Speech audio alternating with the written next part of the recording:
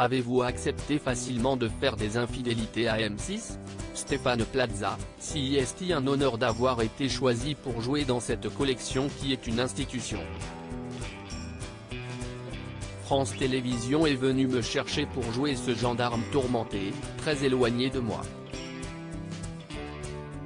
Ça m'a plu car je suis un clown blanc, j'ai beaucoup de failles. Ça me sert pour incarner des héros plus graves. Comment vous êtes-vous préparé ? J'ai passé plusieurs nuits dans des commissariats et me suis entraîné au tir.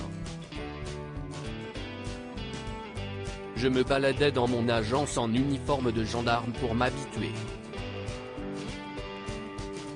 Ensuite, je suis parti un mois à Figeac, sans téléphone, sans m'occuper de mes affaires d'immobilier. Je voulais rester concentré et ne penser à rien d'autre. Vous vous surnommez l'homme le plus maladroit de France. Ça s'est traduit comment sur le tournage ? Il y avait une inquiétude énorme quand je conduisais. Heureusement, il n'y a pas eu de casse. Par contre, j'ai perdu mes clés. Mais j'ai été relativement studieux, sage. Je me laissais guider par le réalisateur et les autres comédiens. Vous qui souffrez de dyspraxie et de dyslexie, comment travaillez-vous vos textes ? La difficulté, si est quand on découvre le texte. On confond les lettres, on bute sur les sons. Le fait de jouer au théâtre m'aide beaucoup. Je ne profite pour dire aux personnes qui en souffrent, comme moi, qu'on peut arriver dans la vie en étant différent. Il faut croire en ses rêves. Justement, comment se passe l'aventure Un couple magique, la pièce de Laurent Ruquier avec Valérie Mérès au Bouffe parisien ? Très bien. On joue jusqu'au 17 juillet et après la tournée, on reviendra à Paris en mars 2023. J'incarne un magicien. Il a fallu que j'apprenne à faire des tours.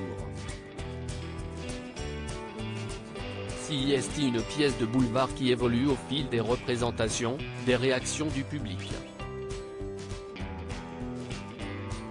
D'ailleurs, j'invite les Belges et les Suisses qui viennent voir le spectacle à Paris à trinquer avec moi dans ma loge. Que préparez-vous pour M6 ? Tout changer ou déménager, un nouveau concept qui devrait bientôt arriver en prime. Avec l'agent immobilier Antoine Blandin et l'architecte d'intérieur Sophie Ferjani, on fait face à des familles qui hésitent entre la décoration complète et le déménagement. En Monsieur Loyal, je les aide à prendre la bonne décision. Et puis il y a un autre projet qui me tient à cœur. Si est une émission intergénérationnelle où je pars avec mon père, qui a 90 ans. On filme notre quotidien, nos échanges. La première a été tournée en Martinique et c'était très tendre. J'ai même pleuré. J'ai un accord de principe avec la chaîne. Comment s'est passé le tournage du Recherche appartement ou maison avec 2 candidats de l'amour et dans le pré, prochainement à l'antenne. Je saurai maintenant que quand Karine Le Marchand m'appelle, il faut que j'y réfléchisse à 2 fois avant de répondre. Mais évidemment, je ne peux rien lui refuser, et Hervé et Stéphanie sont des personnes attachantes. Je me suis fait des cheveux blancs quand même, leur demande était difficile.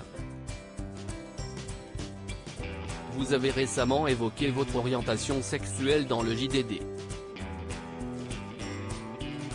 Pourquoi ? Ça fait 15 ans qu'on me pose la question. J'ai voulu clarifier les choses. Je vais à la Gay Pride, je suis pour le mariage pour tous, mais je reste hétérosexuel. Après, va-t-on me croire, si est une autre histoire.